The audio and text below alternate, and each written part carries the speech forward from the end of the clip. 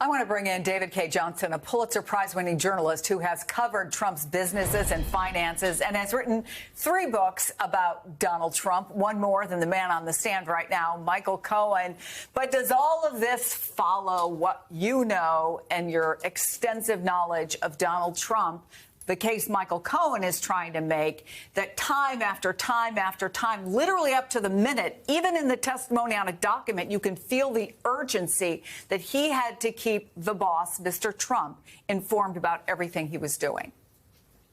Yeah, throughout Donald's life, he has paid very close attention to outgoing cash and, equally importantly, to things where he lies and denies, like on his tax returns and other documents. Donald, in fact, manages the money issues very closely, and he's informed.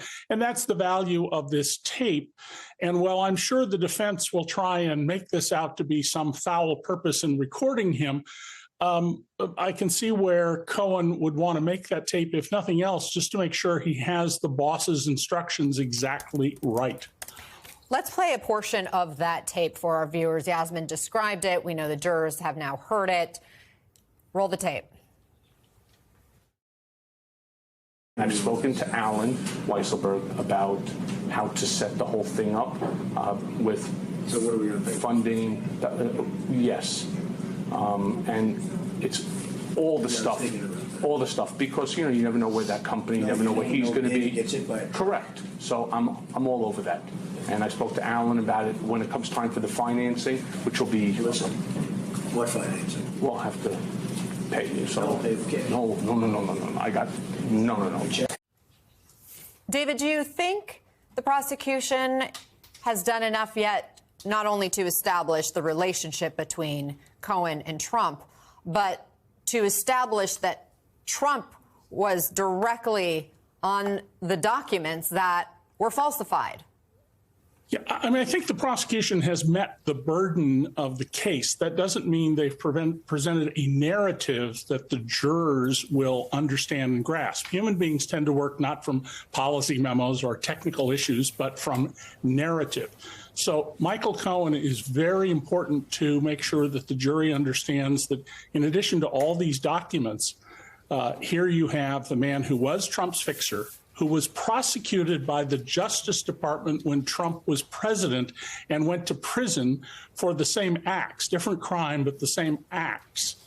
And that's crucial to getting the jury to appreciate the nature and quality of the evidence. But the paper documents themselves and the establishment of them, Trump defense would not stipulate to a lot of things. That is the courtesy of, yeah, we agree that document's legit, has slowed the trial down a little bit. But all of those documents are now in the record as evidence. And Cohen basically just gives a human flavor to that, as did Stormy Daniels. I'm going to go back into the document, if I can, for a second, David.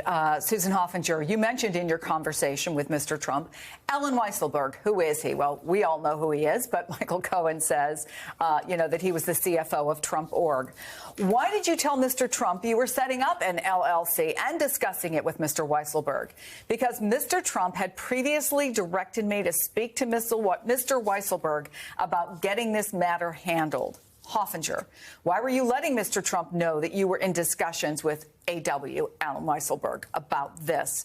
Cohen, because we are going to need money and open up the LLC and resolve this issue.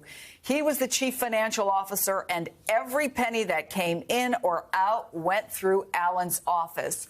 True to your knowledge of Trump world? And do you think it could raise questions in the minds of the juror? Where is this Weisselberg character, and why isn't he testifying? First of all, absolutely correct that through Alan and his predecessors, everything was run through them. So it makes perfect sense that Michael Cohen would be talking about essentially how do we launder this money. I mean, the purpose of setting up the payments, remember, and labeling them as legal fees was to launder this payment. Now, Weisselberg is sitting right now in Rikers Island. He's gone to jail for Trump twice. If the prosecutors don't call him, and it looks like they're not going to, that's a strategic decision that I think the litigators can explain better than I can. But I don't think they need Weisselberg to prove the facts. They got Jeff Connie and other people on the record in front of the jury. And Weisselberg runs, of course, the risk that he will once again perjure himself for Donald Trump. David, thank you so much.